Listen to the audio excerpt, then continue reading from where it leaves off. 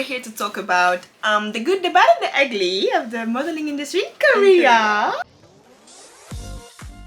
Hi guys! Welcome back to our channel. We did a video about how to get into the modeling industry in Korea, and we didn't want to put it here because it's a bit Too much details. It's too much details. So it's on Patreon if you want to know more about how to get in. This is over there. But today we're going to talk about the pros and cons, honey. Because y'all need to know. Y'all think this is glitz and glams. I mean, the glitz are there, the glams are there, but the uglies are there too. So you need to know the actual real side of the modeling industry. Yeah. So without further ado, let's get into it. Let's start in the positive.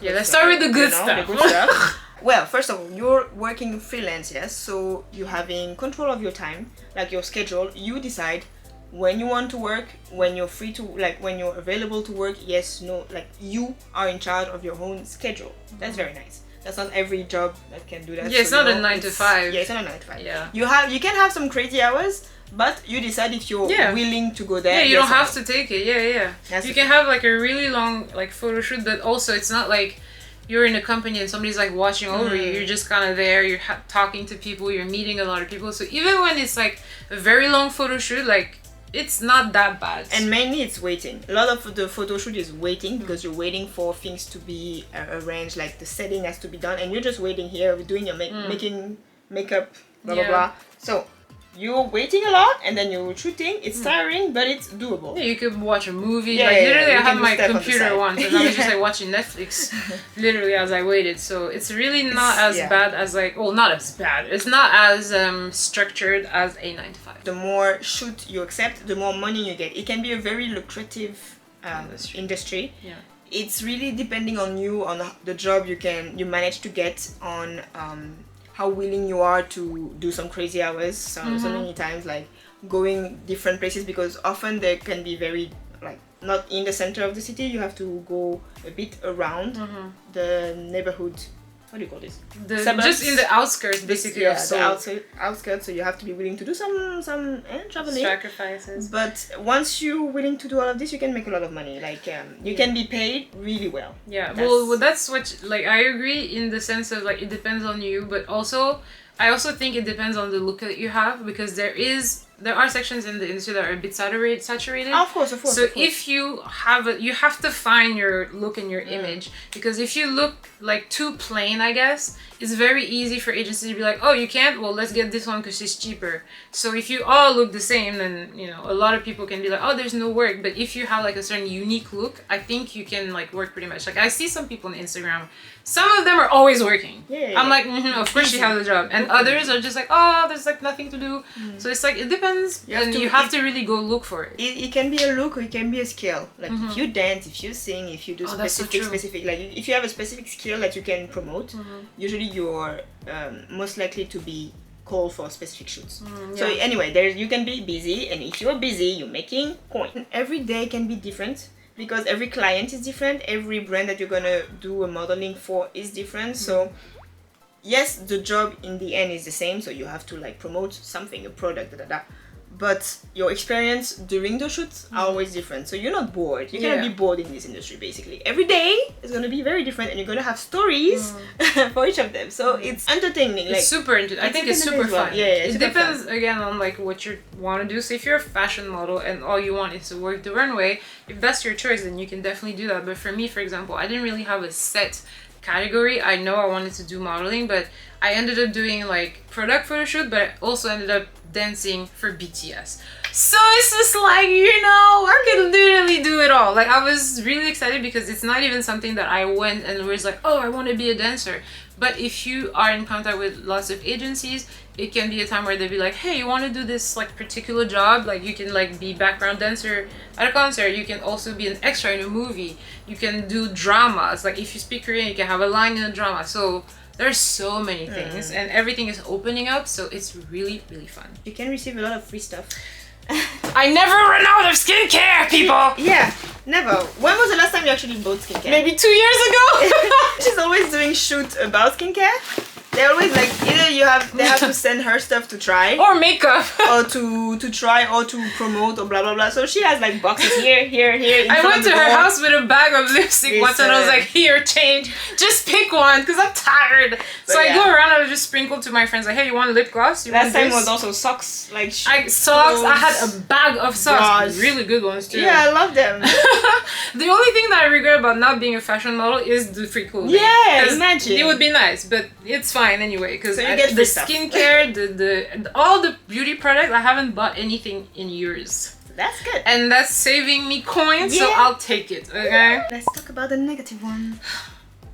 Yeah, we have to be completely honest with you guys. It's not all glitz and glams. Rainbows. It's more like stuff you have to watch out for. And the very first thing that I would say is potential scams. A lot of people will recognize that there are a lot of foreigners who are trying to come to Korea and they really want a model and they really want the glitz and the glams, and they will take that weakness and try to make money off of it. So I've had a lot of DMs come to me and saying, hey, this person, do you know this person? They told me that they could have me come to Korea and give me a visa in exchange of 2 million won. Girl, who is that? Like, stop right now. Like, they will literally tell you, I have you come, and then you come to the country, you have given them your money, and they're nowhere to be found. Or they take your passport and you cannot go anywhere. And then they will just use you and go do God knows what. I heard of a girl who was trying to become a model. I heard that recently. She was trying to become a model. She did the same thing. Like, she got involved with an agency. They ended up having her work in like a hostess bar, and she couldn't do anything about it legally because I think she signed something too. So you have to be careful about what you sign. Is the company legit? Do other people know it? Find the other models who are in it and ask them questions. Yeah. You never really know what you get. Like, the money you get at the end, like, how to say, you have the client that has a budget for the promotion, yeah? But then in between the client and you, there's so many intermediaries. And like the fees, everybody's gonna try to get the most out of their cut possible. So they're gonna tack. Let's say it's $10,000 promotion budget. And then you go to an agency that's looking for somebody else, that's looking for somebody, agency, casting agency, you. Okay, so you're the last piece of the ladder. The last is you. And how much do you get for a day? $1,000. Barely $1,000. Barely. You have to fight for $1,000. Yeah. Usually they try to give you like 700 something. Yeah. But you're like, and then when you try to argue a bit with them, they start to say like, oh, we'll see what we can do about it, and then suddenly they find the money. Yeah, they pretend to speak to the client. One thing we know, because we've been working before we got here, like, we're not super young, we've worked in a company. You know that when you have a project, there is already a budget for it. So if the client has a budget, where are you negotiating at? It's not the client you're negotiating with, it's with the fees you're taking for yourself. Yeah, you're just thinking, how much do I give her? And then you just pretend like you discuss with the client. So this is the one thing about the fees. And then the second thing is also, there is no such thing as usage rights for foreign models here, which is absolutely not legal, but nobody's doing anything about it. So basically everybody's trying to go around the issue. Me personally, because I've been doing this for over 2 years, I try to just risk it all and I negotiate. And I say, well, actually, you're going to use my image for 3 years. You need to give me this percentage. Sometimes they say yes, sometimes they say no. So you have to decide like whether or not you're willing to give up on some jobs. And sometimes it will hurt because sometimes they will literally like, all right, well, sorry, you can't do anything. Even though you know your rights, you gotta be careful. So if you are offered a job, always ask, is this the fixed pay? And you will see their response. Sometimes they'll be like, yes, it is. And sometimes be like, well, how much do you want? And that's when you can be like, well, if you're using for 3 years, can you give me this? I tried it a couple times. Honestly, it worked twice. So it doesn't work all the time, but sometimes it works and you will have your pay get up a little bit. But you gotta be careful and you have to kind of have the balls to say like, well, no, I want more. It really depends on your situation, I guess. If you're willing to afford to do that job, yes or no. At the beginning, I don't recommend. You gotta get some experience, so you kind of have to accept what they ask you. But from what I've heard around the industry, even with new people, the minimum hourly salary has to be 100,000 won. If you get less than that for a job like online, like on YouTube for a big brand, you're probably getting scammed a little bit. Also, they're usually not giving you a contract to sign, so you don't really legally have a protection. They usually don't go to the hassle of making one, so you're not really protected. So it can be very scary. So be careful on what you're accepting to do or not. And once you don't, sometimes they don't give you the money. Like they say you're going to be paid like this month, and then you don't have the money, and then you're like, you can't do anything. You just have to wait now. Yeah, because you didn't sign the contract. Yeah. Oh, hopefully in the future we have a bit more of a legal system going on. A lot of people are protesting and like doing stuff on Facebook for that, but it's taking a while. I've seen some articles too on Korea Times. You know, they're like modeling in Korea. The foreigners, they have no protection. Yeah, it's a bit dangerous. So it's gonna take some time. This obviously only applies to you if you look like Leslie and I. If you are a person of color and you have darker skin, it will be difficult to, let's say, have a light heart every time you do a photo shoot. Because personally for me, after 2 years of going on a shoot and they don't have my foundation color and they can't do my hair, it's a lot. So most of black models here, they do have to do their own hair unless they have like a wig or something. I find that every time I wear a wig, they don't have a problem with touching my hair because it's straight. So I'm like, you know what, I slap my wig on and you can do whatever you want with it. And if you go with this, they're not even gonna try. So if you're thinking, oh, I'm gonna go with my natural hair and they'll do my hair like the others, they're not gonna do it. They're gonna find a way to be like, oh no, you should stay like this, it's already very nice. My latest shoot that was like this, I came like this. I didn't know what they wanted, so I just went like this. And she was like, oh well, it's nice, huh? And she did boop boop. Yeah, you're good. Yeah. Thank you, girl. She was doing like all the hair for an hour with the girl next to me, but I'd be like, boop, boop. You should see them with the other models. The other models who have not even necessarily straight hair. Anybody who's not black, they will go with their like pens and do like elaborate styles, and everybody looks amazing. And then you over here with your puff from the night before because you thought that you could just come and get your hair done. So you gotta be careful with that. Again, if you're at your beginning, I think it's better to go with the flow. I know it sounds bad, but you kind of have to get experience, so you can't really rebel too much. But personally, after 2 years, I was like, listen, no. Because they would start asking me, can you bring your own foundation? I started saying no. And I realized after maybe a couple times, they started buying the foundation. As they should. They started buying. Like, the lady came with a bag. She was like, oh, I didn't know which one would match you, so I got multiple. I'm like, as you're supposed to. Yeah, I'm not gonna applaud you. Why am I bringing my own stuff? No, I'm not bringing. And I told the guy, the agency, I was like, if they don't have my foundation, they can catch another model. I don't need to be here. Why are you hiring me if you don't have my color? Because they're like, oh, there's no foundation. There are foundations of every shade now in Korea. Next. One last thing on the shoots, like during the actual shoot, that can be a bit annoying, is that people will assume that you do not speak Korean. They don't really care about you, to be fair.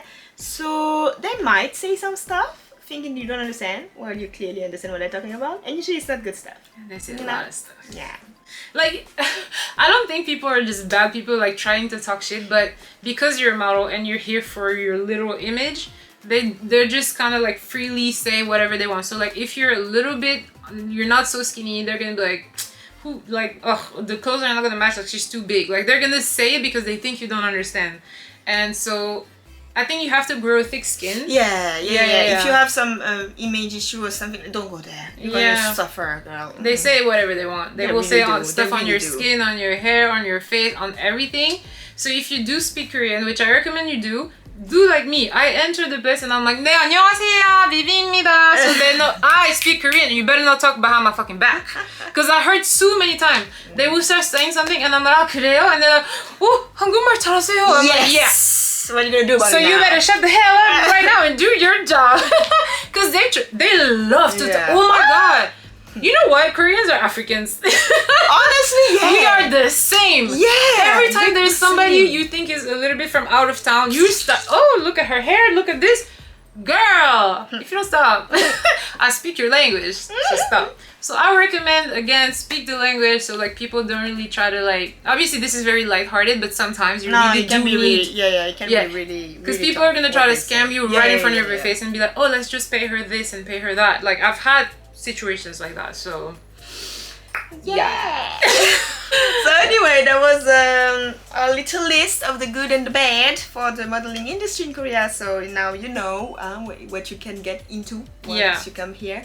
So you know what to expect. Yeah, basically. So if you, after hearing all of this, you're still interested in entering the industry, we do have a little video for you on exactly how to enter legally the industry, and you have all the details on how we did it and what happened for us. So if you want all these details, you can go over to our Patreon. The link is in the description box below, and yeah, you can find out all the little details. Because it's a little like touchy, we don't really want to put this on like the public platform, but if those who are really interested in entering the industry are present, go over to our Patreon and find out exactly how we got in the industry. We will see you in our video. Bye.